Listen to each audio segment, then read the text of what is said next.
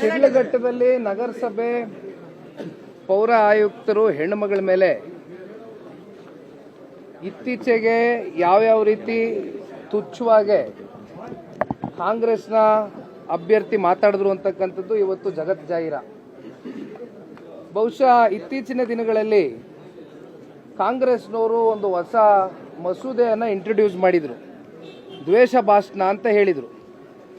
ಈ ದ್ವೇಷ ಭಾಷಣದ ಅರ್ಥ ಏನು ಅಂತಕ್ಕಂಥದ್ದು ಕ್ಲಾಸ್ ನಂಬರ್ 3, ಕ್ಲಾಸ್ ನಂಬರ್ 5 ಎಲ್ಲ ನಾನು ಓದಿ ಹೇಳಿದೆ. ಯಾವ್ಯಾವ ರೀತಿ ಮಾಧ್ಯಮದವ್ರನ್ನ ಕಟ್ಟಾಕ್ತಕ್ಕಂಥ ಒಂದು ಸಂಚಿನ ರೂಪಿಸಿದ್ದಾರೆ ಈ ದ್ವೇಷ ಭಾಷಣದ ಮೂಲಕ ಅಂತ. ಆದರೆ ಈ ದ್ವೇಷ ಭಾಷಣ ಅನ್ನೋದು ಕಾಂಗ್ರೆಸ್ನವ್ರಿಗೆ ಇದು ಅನ್ವಯ ಆಗಲಿಕ್ಕಿಲ್ಲ. ಇದು ಪ್ರತಿಪಕ್ಷಗಳಿಗೆ, ಮಾಧ್ಯಮದ ಮಿತ್ರರಿಗೆ ಮಾತ್ರ ಇದು ಅನ್ವಯ ಆಗುತ್ತೆ. ಯಾರು ಸರ್ಕಾರದ ವಿರುದ್ಧವಾಗಿ ಪ್ರಶ್ನೆ ಮಾಡ್ತಾರೆ ಅವರ ಧ್ವನಿಯನ್ನ ಕಟ್ಟಾಕ್ತಕ್ಕಂಥ ಒಂದು ಕೆಲಸಕ್ಕೆ ಇದನ್ನು ಇಂಟ್ರೊಡ್ಯೂಸ್ ಮಾಡಿರ್ತಕ್ಕಂಥದ್ದು ಹೊರತುಪಡಿಸಿ ಇದು ಸಾಮಾಜಿಕವಾಗಿ ಇವತ್ತೇನು ದ್ವೇಷ ಭಾಷಣದ ಮೂಲಕ ಇವತ್ತು ಎಲ್ಲೋ ಒಂದು ಕಡೆ ಸಮಾಜ ಬೇರೆ ದೃಷ್ಟಿಯಲ್ಲಿ ಹೋಗ್ತಾ ಇದೆ ಅಂತಕ್ಕಂಥ ನಿರ್ಣಯದೊಂದಿಗೆ ಇದು ಈ ಬಿಲ್ಲನ್ನು ಇಂಟ್ರೊಡ್ಯೂಸ್ ಮಾಡಿರ್ತಕ್ಕಂಥದ್ದಲ್ಲ. ಶಿಡ್ಲಘಟ್ಟ ವಿಚಾರಕ್ಕೆ ಸಂಬಂಧಪಟ್ಟಂತೆ ಸನ್ಮಾನ್ಯ ಕುಮಾರಣ್ಣ ಅವರು ಈ ಘಟನೆ ನಡೀತಾ ಇದ್ದಂಗೆ ಮೊದಲನೇ ದಿನಾನೇ ಆ ಹೆಣ್ಣು ಮಗಳಿಗೆ ಅಧಿಕಾರಿಗೆ ಫೋನ್ ಮಾಡಿ ಮಾತನಾಡಿದ್ದಾರೆ, ಅವ್ರಿಗೆ ಧೈರ್ಯ ತುಂಬಿದ್ದಾರೆ. ಆದರೆ ಒಂದು ಈ ಸಂದರ್ಭದಲ್ಲಿ ಸರ್ಕಾರ ಏನಾದರೂ ಹೆಣ್ಣು ಮಕ್ಕಳಿಗೆ ಕಿಂಚಿತ್ತು ಏನಾದರೂ ಗೌರವ ಕೊಡಬೇಕು ಅಂತಕ್ಕಂಥದ್ದಾದರೆ ದಯಾ ದಾಕ್ಷಿಣ್ಯ ನೋಡ್ದಿರ ಇವತ್ತು ಯಾರೇ ಇರ್ಬೋದು, ಇವತ್ತು ಸಂಪೂರ್ಣವಾಗಿ ಆಡಿಯೋನಲ್ಲಿ ಏನೇನು ಮಾತನಾಡಿದ್ದಾರೆ ಎಲ್ಲವೂ ಕೂಡ ಜಗತ್ ಜಾಹೀರ ಮಾಧ್ಯಮಗಳಲ್ಲಿ, ಸೋಷಿಯಲ್ ಮೀಡಿಯಾಗಳಲ್ಲಿ, ಎಲ್ಲ ಮೀಡಿಯಾ ಪ್ಲಾಟ್ಫಾರ್ಮ್ಸಲ್ಲೂ ಚರ್ಚೆ ಆಗಿದೆ, ನೋಡಿದ್ದೀವಿ. ಯಾವ್ಯಾವ ರೀತಿ ತುಚ್ಛವಾಗಿ ನಮ್ಮ ಶಾಸಕರ ಬಗ್ಗೆನೂ ಮಾತನಾಡಿರ್ತಕ್ಕಂಥದ್ದನ್ನ ನೋಡಿದ್ದೇವೆ. ಇವತ್ತು ನಾವು ಮನಸ್ಸು ಮಾಡಿದರೆ ಬೀದಿಗಿಳಿದು ಹೋರಾಟಗಳು, ಪ್ರತಿಭಟನೆಗಳು ಶಿಡ್ಲಘಟ್ಟ ತಾಲೂಕಿನಲ್ಲಿ ಒಂದು ಕರೆ ಕೊಟ್ಟರೆ ಇವತ್ತು ಮಾಡ್ತಕ್ಕಂಥದ್ದೇನು ದೊಡ್ಡ ವಿಚಾರ ಅಲ್ಲ.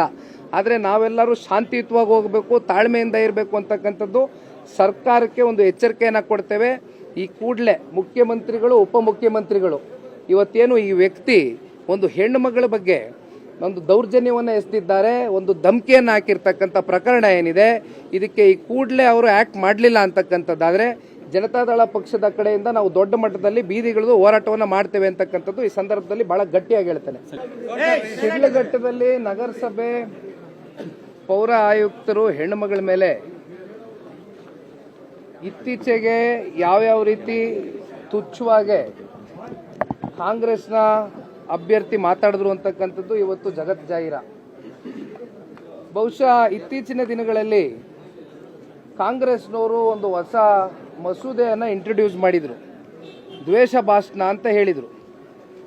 ಈ ದ್ವೇಷ ಭಾಷಣದ ಅರ್ಥ ಏನು ಅಂತಕ್ಕಂಥದ್ದು ಕ್ಲಾಸ್ ನಂಬರ್ 3, ಕ್ಲಾಸ್ ನಂಬರ್ 5 ಎಲ್ಲ ನಾನು ಓದಿ ಹೇಳಿದೆ. ಯಾವ್ಯಾವ ರೀತಿ ಮಾಧ್ಯಮದವ್ರನ್ನ ಕಟ್ಟಾಕ್ತಕ್ಕಂಥ ಒಂದು ಸಂಚಿನ ರೂಪಿಸಿದ್ದಾರೆ ಈ ದ್ವೇಷ ಭಾಷಣದ ಮೂಲಕ ಅಂತ. ಆದರೆ ಈ ದ್ವೇಷ ಭಾಷಣ ಅನ್ನೋದು ಕಾಂಗ್ರೆಸ್ನವ್ರಿಗೆ ಇದು ಅನ್ವಯ ಆಗಲಿಕ್ಕಿಲ್ಲ.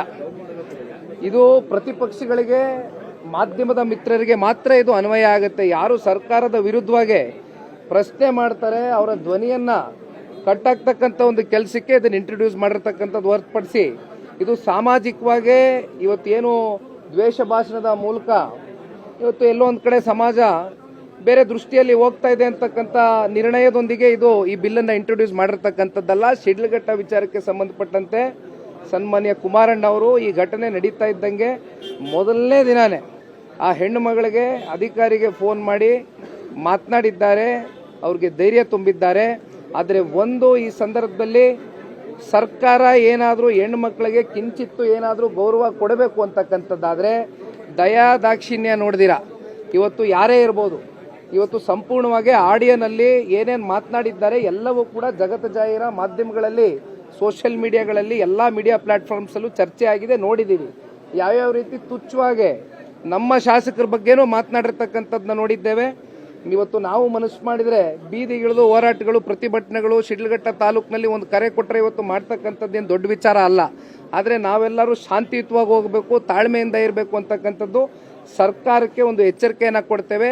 ಈ ಕೂಡಲೇ ಮುಖ್ಯಮಂತ್ರಿಗಳು, ಉಪಮುಖ್ಯಮಂತ್ರಿಗಳು ಇವತ್ತೇನು ಈ ವ್ಯಕ್ತಿ ಒಂದು ಹೆಣ್ಣು ಮಗಳ ಬಗ್ಗೆ ಒಂದು ದೌರ್ಜನ್ಯವನ್ನು ಎಸೆದಿದ್ದಾರೆ, ಒಂದು ಧಮಕಿಯನ್ನು ಹಾಕಿರ್ತಕ್ಕಂಥ ಪ್ರಕರಣ ಏನಿದೆ, ಇದಕ್ಕೆ ಈ ಕೂಡಲೇ ಅವರು ಆಕ್ಟ್ ಮಾಡಲಿಲ್ಲ ಅಂತಕ್ಕಂಥದ್ದಾದರೆ ಜನತಾದಳ ಪಕ್ಷದ ಕಡೆಯಿಂದ ನಾವು ದೊಡ್ಡ ಮಟ್ಟದಲ್ಲಿ ಬೀದಿಗಿಳಿದು ಹೋರಾಟವನ್ನು ಮಾಡ್ತೇವೆ ಅಂತಕ್ಕಂಥದ್ದು ಈ ಸಂದರ್ಭದಲ್ಲಿ ಬಹಳ ಗಟ್ಟಿಯಾಗಿ ಹೇಳ್ತೇನೆ.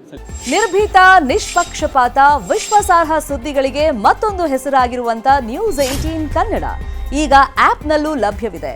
ದಯವಿಟ್ಟು ಇಲ್ಲಿರುವಂತ QR ಕೋಡ್ ಸ್ಕ್ಯಾನ್ ಮಾಡಿಕೊಂಡು ಆಪ್ ಡೌನ್ಲೋಡ್ ಮಾಡೋದಕ್ಕೆ ಮರಿಬೇಡಿ. ನಿಮ್ಮ ಬೆಂಬಲ ಹೀಗೆ ಸದಾ ನಮ್ಮೊಂದಿಗಿರಲಿ. ಧನ್ಯವಾದ.